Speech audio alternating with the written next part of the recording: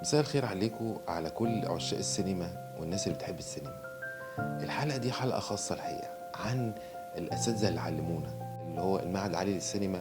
كان بيتميز بإن كان في الدكاترة بتوعه اللي بيعلمونا كانوا عبارة عن آباء بيتعاملوا معاك بصحوبية، بيحاولوا يقربوا من عقلك، بيحاولوا يوصلوا لمدارجك، لأن المدرسة أو الجامعة اللي خرجتنا كان ليها مميزات غير أي جامعة تانية، غير أي معهد تاني. ليه؟ لأن الدكاترة كانوا بيتعاملوا معانا كأصدقاء.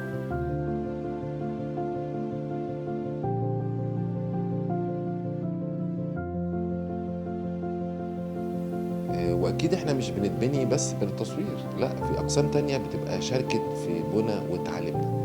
في من الأقسام اللي أنا يعني من الدكاترة اللي أنا الحقيقة يعني بشكرهم، وأنا اللي كان ليا معاهم تجارب شخصية، الأستاذ دكتور عبد الحميد عباس، وأستاذ دكتور رحمة الله عليهم برضو أستاذ دكتور علي يحيى. الأستاذ دكتور عبد الحميد عباس إحنا كنا بنسميه الدكتور الأب. ليه؟ كان بيتعامل معانا كأب.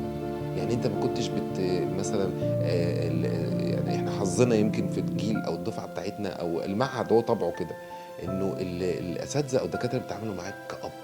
يعني انا من الحاجات اللي المواقف اللي مش هنساها ابدا الدكتور حميد عباس رحمه الله عليه، انه كان في مشروعنا يعني طبعا الانتاج بيبقوا مشرفين على المشاريع، كل قسم مشرف على الجزء بتاعه.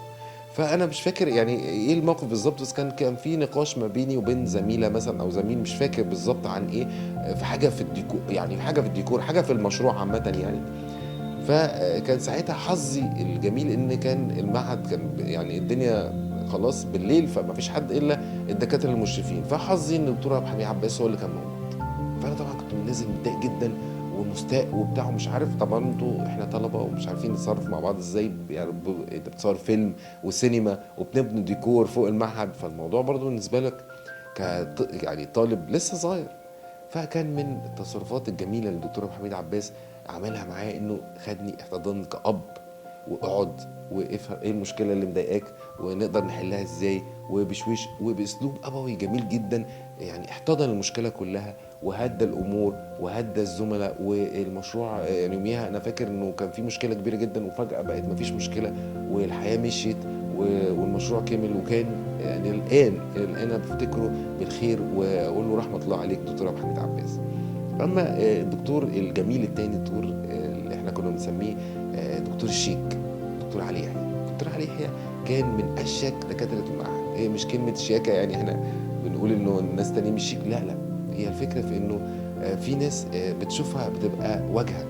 الحقيقه دكتور علي يحيى كان من واجهات المشرفه للمعهد، وكان من دكاتره الانتاج اللي يثبتوا لك ان الانتاج هو اداره وفن وشطاره.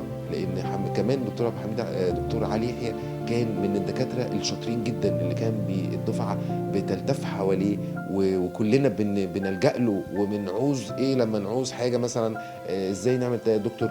وكان من الدكاتره اللي بيساعدوا الطلبه انه ينزلوا يشتغلوا بره، ويقول له تعالى مثلا انزل معايا في مسلسل. من الحاجات اللي كان بيعملها الدكتور علي يحيى برضو مسلسلات، فكان بينزل الطلبه معاه وكان من اللي احنا طلعنا عليه الشيك. ليه؟ لانه كان ليه اسلوب شيك جدا في حل المشاكل.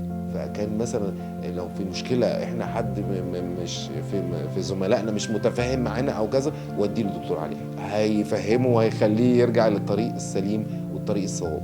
فالفكره اللي انا بقول لكم او ان انا عايز اشكر الناس دي لانهم علمونا باسلوب راقي وشيك ومؤدب، وقد ايه كانوا بصحابنا، وفي نفس الوقت هو استاذك وبيعلمك بطريقه ذكيه وذكيه جدا عشان يوصل لك ازاي تبقى صانع فن، في النهايه صانع فن محترم وشاطر. الحقيقه برضو من الدكاتره اللي انا ما اقدرش انساهم برضو دكتور محمد ابراهيم عادل. محمد ابراهيم عادل كان ليه اسلوب مميز جدا في التعلم. كان بيحكي لنا يعني بيعلمنا بقصص حكايات زي اللي انا بحكي لكم منها في الكواليس، من قصص اللي كان بيحكيها لنا. طبعا دكتور محمد ابراهيم عادل كان من اكتر الناس اللي بيعلمنا بشكل محترم وذكي. انا اتكلمت عنه في حلقات عشان بس ما نتكلمش هنا. انا كواليس عشق السينما فيها كواليس كتير، وبالذات دكتور محمد ابراهيم عادل يعني موجود في حلقات كتير، فمش هتكلم كتير قوي عنه. لكن المعيد بتاعه دكتور ياسر قطب من الناس الجميله. ودكتور ياسر برضو كان حظنا إن كل المعيدين الأساتذة دول الكبار الجُمال دول كانوا في حظنا إن هم كانوا ساعتها قريبين من سننا، يعني إحنا كنا مثلًا 20 هم كانوا تلاتينات أو حاجة كده، فكانوا قريبين من سننا، فكانوا بيتعاملوا معانا بشكل ذكي و و و و وبرضه يعني صحوبية. فليه؟ لإنه كان برضه من معظم المناهج اللي عندنا كانت مناهج تصوير، فكان فيها دكتور إبراهيم عادل، فكان في الموضوع صعب لإنك درجة الحرارة اللونية مثلًا بتاعة النهار 5600، الداخلي 3200، مش عارف لمّا تصوّر في الشارع يحصل إيه، لمّا تصوّر في النور نيون يحصل إيه، فالموضوع علمي أكتر. فكان دكتور إبراهيم عادل بيعلّمنا بالأفلام، وكان دكتور ياسر بيساعدنا بقى إن هو يبسّط المعلومة أو يوصّلها لنا بشكل ذكي، عشان دكتور إبراهيم عادل طبعًا ما يبقاش زعلان مننا، ويعني ويدّينا كل مرّة كان يدّينا فيلم عشان نتفرّج عليه عشان نحلّله ونتناقش في أساليب وتكنيك الإضاءة. الحقيقة في النهاية أشكر كل الناس اللي متابعانا، وأشكر الناس اللي علّمتنا وأثّروا فينا وخلّونا امتداد ليهم. أنا باشكركم وباقول لكم شكرًا لما علّمتمونا واللي كبّرتونا وصنعتوا مننا فنانين حقيقيين. شكرًا جزيلًا لتعبكم، وأشوفكم في الحلقة الجاية إن شاء الله.